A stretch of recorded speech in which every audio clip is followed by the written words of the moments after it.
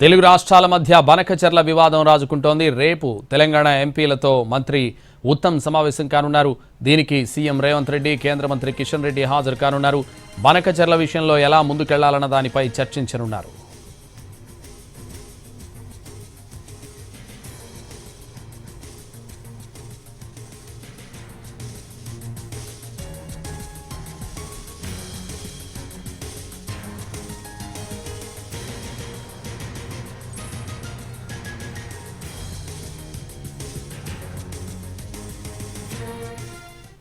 తెలుగు రాష్ట్రాల మధ్య బనకచెర్ల వివాదం రాజుకుంటోంది. రేపు తెలంగాణ ఎంపీలతో మంత్రి ఉత్తమ్ సమావేశం కానున్నారు. దీనికి సీఎం రేవంత్ రెడ్డి, కేంద్ర మంత్రి కిషన్ రెడ్డి హాజరు కానున్నారు. ఇదే విషయానికి సంబంధించి మరింత సమాచారం మా ప్రతినిధి సుధీర్ లైవ్లో అందిస్తారు. సుధీర్,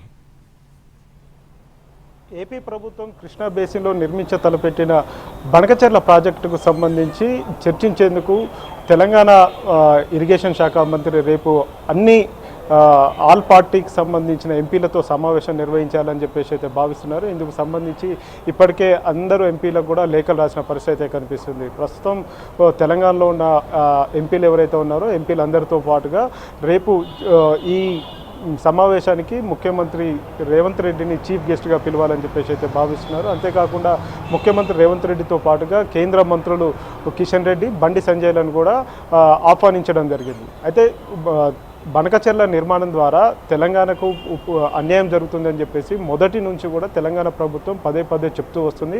అందుకు సంబంధించి కేంద్ర జలవనరుల శాఖకు అదేవిధంగా కేంద్ర మంత్రికి కూడా లేఖలు రాసిన పరిస్థితి కనిపించింది. గతంలో ముఖ్యమంత్రి రేవంత్ రెడ్డి ఢిల్లీకి వెళ్ళి ప్రధానమంత్రిని కలిసిన సందర్భంలో కూడా గోదావరి బనకచెర్ల మీద కంప్లైంట్ చేసిన పరిస్థితి కనిపిస్తుంది. ఈరోజు మనం చూసుకున్నట్లయితే గోదావరి బనకచెర్లకు సంబంధించి ప్రస్తుతం ఆ రాష్ట్ర మంత్రి నిమ్మల రామానాయుడు స్పందించారు.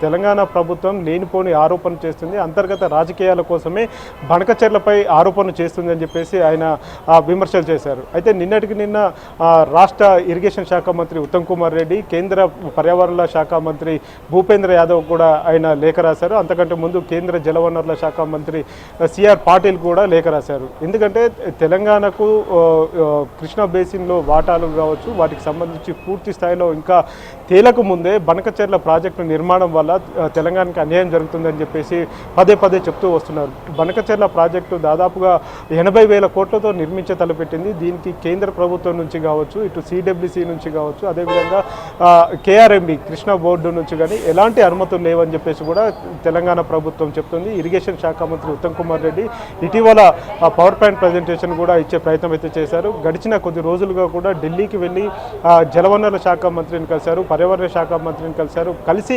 బనకచెర్ల మీద కంప్లైంట్ చేస్తూ వస్తున్నారు. కానీ కేంద్ర ప్రభుత్వం దీని మీద ఎప్పటికప్పుడు దాట వేసే ధోరణి అయితే అవలంబిస్తుందని చెప్పేసి మంత్రి ఉత్తమ్ కుమార్ రెడ్డి చెప్తూ వచ్చారు. ఇటీవల సెక్రటేరియట్లో ప్రెస్ మీట్లో కూడా ఉత్తమ్ కుమార్ రెడ్డి చెప్పారు, బనకచెర్ల నిర్మాణం చేస్తే అది తెలంగాణ ప్రయోజనాలకు విఘాతం కలుగుతుంది, ఎట్టి పరిస్థితుల్లో బనకచెర్ల ప్రాజెక్టు నిర్మాణాన్ని అడ్డుకుంటాము, దీని మీద ఫిర్యాదు చేస్తామని చెప్పేసి కూడా ఉత్తమ్ కుమార్ రెడ్డి చెప్తూ వస్తున్నారు. అయితే గడిచిన కొద్ది రోజుల క్రితం కూడా ఏపీ ప్రభుత్వం డిపిఆర్ సబ్మిట్ చేయాలని చెప్పేసి కేంద్ర ప్రభుత్వానికి డిపిఆర్ సబ్మిట్ చేస్తుంది. అంతకంటే ముందు ప్రాథమిక నివేదికను అందజేయాలని చెప్పేసి భావించింది. అందులో భాగంగానే సిడబ్ల్యూసి అధికారులను కలిసి ప్రాథమిక నివేదిక ఇచ్చేందుకు రెడీ అవుతుందని చెప్పేసి తెలుసుకున్న మంత్రి ఉత్తమ్ కుమార్ రెడ్డి దీన్ని ఎట్టి పరిస్థితుల్లో ఆహ్వానించొద్దు అని చెప్పేసి కూడా కేంద్ర ప్రభుత్వం మీద ఒత్తిడి తీసుకొచ్చే ప్రయత్నం చేశారు. అందులో భాగంగానే ఈ నెల 13వ తేదీన ఆయన ఒక లేఖ రాశారు. కేంద్ర నీటిపారుదల శాఖ, కేంద్ర జలవనరుల శాఖ మంత్రి ఆర్సి పాటిల్కి కూడా ఆయన లేఖ రాయడం జరిగింది. ఆ లేఖ సారాంశం బనకచెర్లను అడ్డుకోవాలి, ఎందుకంటే గోదావరి బేసిన్లోని నీటిని తరలించి కృష్ణా బేసిన్లోకి కలిపే ప్రయత్నం చేస్తున్నారు, ఇది ఎట్టి పరిస్థితుల్లో ఆమోదయోగ్యం కాదు అని చెప్పేసి చెప్తూనే వస్తున్నారు. దీనివల్ల తెలంగాణ ప్రభుత్వానికి కావచ్చు, ఇతర రాష్ట్రాలు ఛత్తీస్గఢ్, ఒరిస్సా రాష్ట్రాలకు కూడా ఇబ్బంది కలుగుతుందని చెప్పేసి ఆయన ఆ లేఖలో స్పష్టం చేశారు. అంతేకాకుండా పోలవరానికి సంబంధించి నిన్న మరొకసారి లేఖ రాశారు. పోలవరంకు సంబంధించి కొన్ని మార్పులు మార్పులు చేర్పులు చేస్తున్నారు. 2005లో పర్యావరణ శాఖ నుంచి అనుమతులు తీసుకున్నారు. ఆ తర్వాత దాన్ని కేంద్ర ప్రభుత్వం టేక్ ఓవర్ చేసింది. అయితే మొదట తీసుకున్న అనుమతులకు సంబంధించి ఇప్పుడు జరుగుతున్న పనులకు పొంతన లేకుండా పోయింది. పనులను పెద్దగా చేసి వాడుకునే ప్రయత్నం చేస్తున్నారు. తద్వారా తెలంగాణ రాష్ట్రానికి, తెలంగాణ రాష్ట్ర ప్రయోజనాలకు భంగం వాటిల్తుందని చెప్పేసి చెప్తున్నారు.